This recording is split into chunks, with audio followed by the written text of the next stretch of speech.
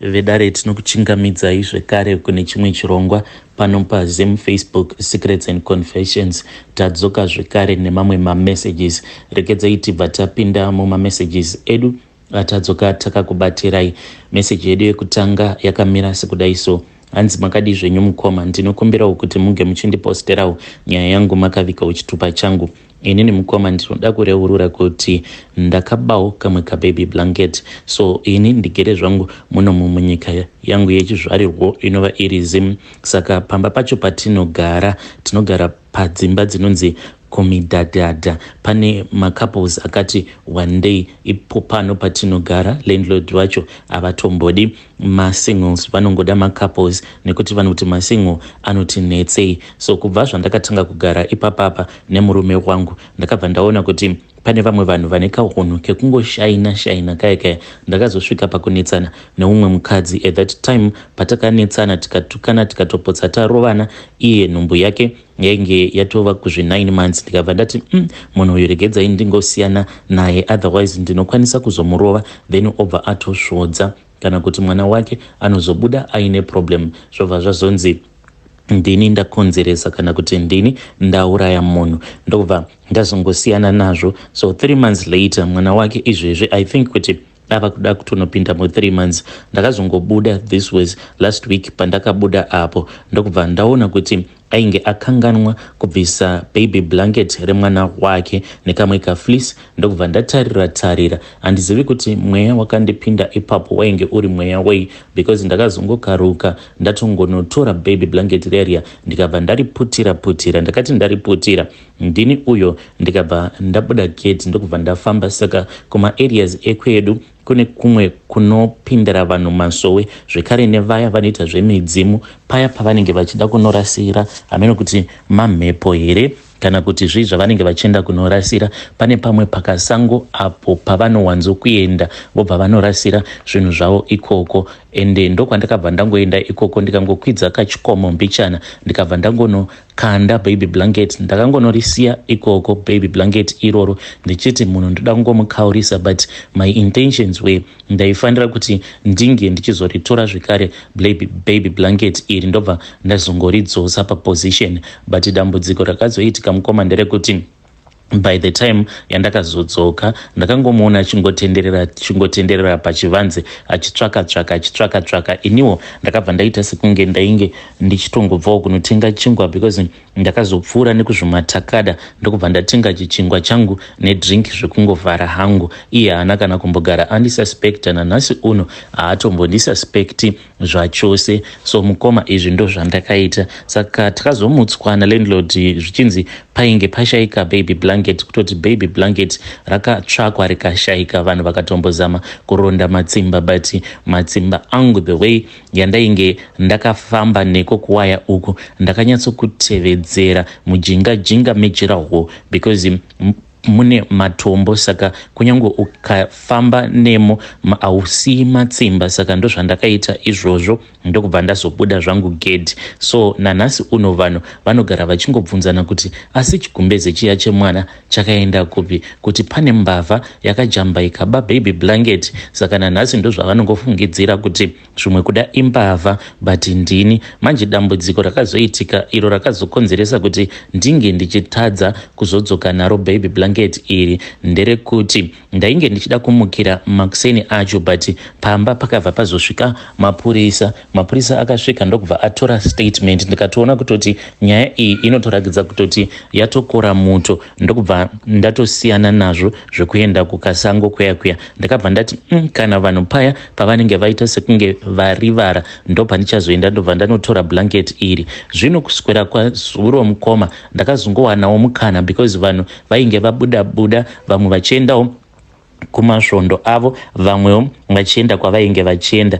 Then inini ndikabva ndati chimirai ndinge ndichikwidza kachikomo kaya ndinge ndichienda kunotora baby blanket. Asi mukoma ndakati ndasvika kuya chakandishamisa ndechekuti ndakabva ndazosvika baby blanket iri rainge rakasungirirwa mumuti wemuhacha uye rainge rakasungwa nemucheka mutsvuku. Saka ndakabva ndavhunduka ndokubva ndatya ndikati idzi dzatova mhikoka idzi dzakaitwa paka baby blanket aka. Saka ndakabva ndangobvawo muchikomo muya ndichitofambisa ndichitya kuti zvimwe kuda ndinokwanisa kuzotorana nedzimwe mhepo. Nanhasi uno mukoma handitombozivi kuti ndoita sei. Dzimwe nguva usiku ndinoti kana ndikapepuka ndinobva ndatanga kubatwa nestress kuti saka zvinorevei kuti kana ukaona chipfeko chemwana chakasungirirwa mumuti wemuhacha chakasungirirwa nemucheka mutsvuku naye zvingarevei. Please ndinokumbirawo kuti munge muchindibatsirawo mucomment section. Ndine stress isingaiti mukoma, kana izvezvi handina kana simba rekuti ndinge ndichikwanisa kuita mabasa angu because ndinofambawo ndichiita zvekutengesa. Ndinoti kana ndikada kubuda kudai kuti ndinge ndichienda kunotengesa ndinobva ndashaya kana simba rekuti ndinge ndichifamba ndichitengesa nekuda kwestress yandiinayo. Ndinotya kutoti zvimwe kuda ndakatokuvadzisa mwana wevanhu. Hey, vedare ndo message iyo yandakatumidzirwa ichibva kuna vahanzvadzi vedu. Hanzi kune kumwe kwandinowanawo maconfessions enyu. Please kana vanhu vakaisawo macomments avo munongonditumidzirawo mascreenshot. Zvakangoma hazvo vedu we, asi ngatitaurei navo vahanzvadzi vedu. Hanzi ndinogara kunonzi kumidhadhadha, so izvi ndo zvandakaita. Vari kuda kuziva kuti kana ukaona seipapa bhanzi ndakaona gumbeze iro randakaba remwana uyo ane 3 months rakasungirirwa mumuti wemuhacha nemucheka mutsvuku zvinorevei? Ready for danger ka iyi haisi ready for danger. Zvimwe kuda mwana wevanhu kutochekereswa maybe kwaari kutoitwa. Ameno vanozivawo please ndinokumbirawo kuti munge muchitibatsirawo mucomment section. Rekedzai tibva taenda panyedu inotevera. Nyedu inotevera yakamira sekudai so.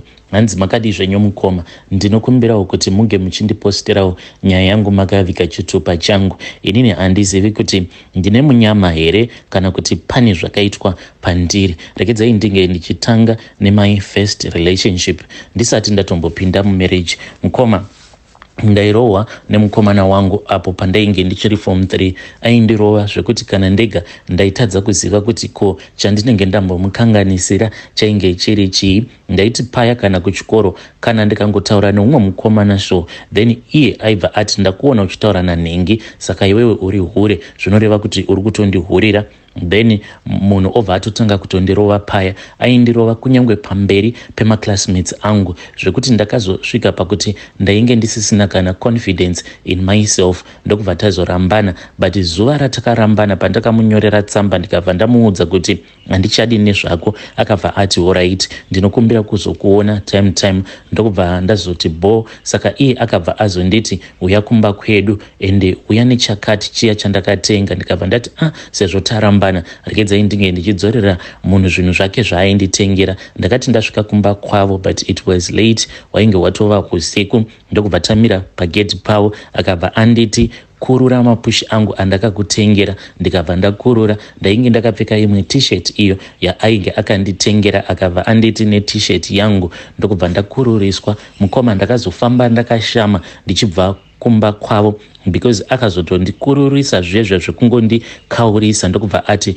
chienda kumba kwenyu. Ndokubva ndafamba ndisina kana chandainge ndakapfeka. Then ndikazongotaimirawo vabereki vangu pavainge vaenda kunorara. Ndopandakabva ndazopinda ndichimhanya ndikabva ndaenda kuspare kwangu. Saka kubva ipapo kusvika pari nhasi ndo upenyu hwangu hwandinongorarama ihwohwo. Kunyange pandakazonomitiswa neumwe murume akati andimitisa then mukuzonetsana munhu achingondirova ndokubva ndati I want to move out. Ndokubva anditi kana uchiita move out handiti unoziva kuti pano wakangouya netuhembe twako turi muplastic because ndakatoita zvekutodzingwa naamai. Ndokubva ndangotorawo tuhembe twangu tushoma twaingokwana muplastic. Ndokubva ndazotizira akabva atsvaka plastic. I still remember kuti rainge riri plastic bag rekwa TM. Akabva anditi isa hembe dzako dzawakauya nadzo apa dzainge dzava kusatombokwana. Mukoma ndakamanikidzira hembe idzodzo, ndini uyo ndikabva ndatora mwana wangu ndokubva ndadzoka zvekare kumba. Saka ndo upenyu hwangu hwandinongorarama, kuti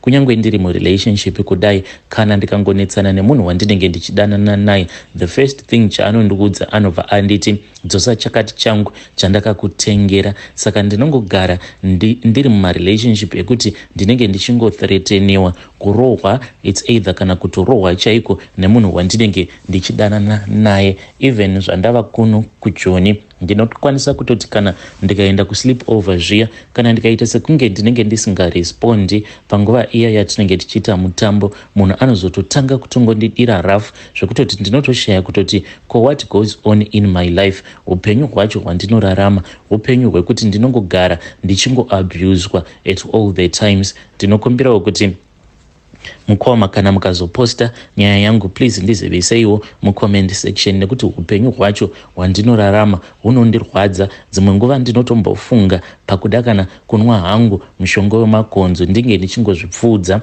nekuti ndinoti kana ndikarangarira mwana wangu zvekare, upenyu hwacho hwaanorarama kumusha uko upenyu hunotongondirwadzawo, but at the same time ndinoshayawo munhu wekuti anokwanisa kungondida asingazondiabuse. Dzimwe nguva ndinokwanisa kutoti kana ndiine munhu wandinenge ndichifambidzana naye anozotopedzisira ava kuita bonde rekundibata chibharo. Handizivi kuti munyama wangu munyama wakamboita sei. Hei vedare ndo message iyo yandakatumidzirwa ichibva kuna vahanzvadzi vedu. Hanzi ndine munyama usingaiti. Vanoti kudi ndinoita sekunge ndakagezera pakagezera imbwa, ndizvozvo here? You can correct me in the comment section. Hanzi maybe ndakagadzirwa. Vanhu vane utsinye kunzoku, vanokwanisa kungotonzwa godo vobva vatokudira munyama. Hanzi every relationship yandapinda ndinotobudamo ndichidzingwa, apa ndinobva ndatorerwa zvose. Nyange murume akanditengera foni tikangonetsana anobva ati ndipe foni yangu. Zvakangoma hazvo veduvwe. Regedzai tibva tapinda mumessage yedu inotevera. Message yedu inotevera yakamira sekudai so. Hanzi makadi zvenyu mukoma, ndinokumbirawo kuti munge muchindiposterawo nyaya yangu makavika chitupa changu. Inini ndararama kwemakore 11 nemurume wangu, but chinondirwadza manje ndechekuti inini ndiri small house, but mukoma kuti ndinge ndichiita move on with my life zvekare, iye anoramba, anoti iye anoda kuzondiita mukadzi wake wechinumber 2 officially, in which ndatova nevana vaviri vose vandakapiwa in this 11 years. Apa chinondirwadza ndechekuti ndiri kuitwa small house ndiri kuno kuJoni, kana nditi chatiinacho kumusha chatakaita tiri tose hapana kana development inoratidza kuti iye neni we have a future together. Saka ndinokumbirawo maadvices kuti ndoita sei. Already ndakatopiwa vana vaviri, 11 years ndiri murelationship naye, handina kana zuva rimwe zvaro randakambointroduciwa kuhama dzake, because iye anoti handingakuintroduce kuhama dzangu nekuda kwekuti hama dzangu idzo dzine kahutsinye kadziinadzo. Saka kana ndikangogara ndadziudza kuti iwewe neni tine vana vaviri, then hama dzangu dzinobva dzazoenda dzobva dzazonoudza mukadzi wangu. Saka ivo amai guru vacho vanonzi hanzi vane kakubata-bata kavanoita. Saka anotya kuti anozondikuvadzisa. Naye ichokwadi here kana kuti ndiri kutongokaviswa bhora risina kana mweya? Why is it achizondivhundutsira achiti iye ndinotya kuti unozoroyiwa nefirst wife yangu? Inini hangu ndaneta nekungoramba ndongodyirwa musaga. I want this relationship to be known by everyone. Naye ndinganzi ndiri kukanganisa here kana kuri kunzi ndikazongoronga hangu kungoenda ndobva ndanovashanyira ivo amai guru ava, ndobva ndangovaudza chokwadi, so that iye ange achimanikidzika kuti ange achitora that responsibility semunhu akasarudza kuva nevakadzi vaviri. 11 years is not a joke. Uchingodyirwa musaga kuhama dzangu, hama dzangu hadzitozvizivi kuti munhu uyu wandiri kufambidzana naye iye ane mukadzi wake. Vanongofungidzirawo kuti munhu wangu, but havatozvizivi kuti munhu wangu uyu ane mukadzi wake separately. Kumusha pamba paamai vangu ndakavaka zvangu chimba changu chekuti kana zvikanzi zvarema ndinokwanisa kuenda hangu ndonogara pamusha pevabereki vangu, but dambudziko rangu randinaro ndiroro rekuti ndaneta nekudyirwa musaga. Ndaneta vasikana 11 years, mufunge zvenyu, kuzvariswa vana vaviri usingazivi kana kumusha kwemurume. Hei vedare, ndo message iyo yandakatumidzirwa ichibva kuna vahanzvadzi vedu. Zvakangooma hazvo vedu we. Please ngatizamei kuti tinge tichitaura navo vahanzvadzi vedu mucomment section. Hanzi ndaneta nekungodyirwa musaga 11 years ndigere nemurume apa iye anondivhundutsira. Zvakaoma, hanzi anondivhundutsira obva ati manje kuti unge kuti ndige ndichikuzivisa amai guru vako the first wife vanoroya. Zviriko izvozvo. Kokana vachiroya, why is it mukoma ava vakakwanisa kuchengeta secret iyi for 11 years? Handiti munhu anenge achibata-bata anosvika pakuzozviziva kana kutonyumwa chaiko kuti there is something that is going on. Asi ngatitaurei navo vahanzvadzi vedu ava mucomment section. Hanzi ndafunga kungovasvikira ivo amai guru ava personally pamba pavo ndotovarakidza vana vandakapiwa nemurume wavo.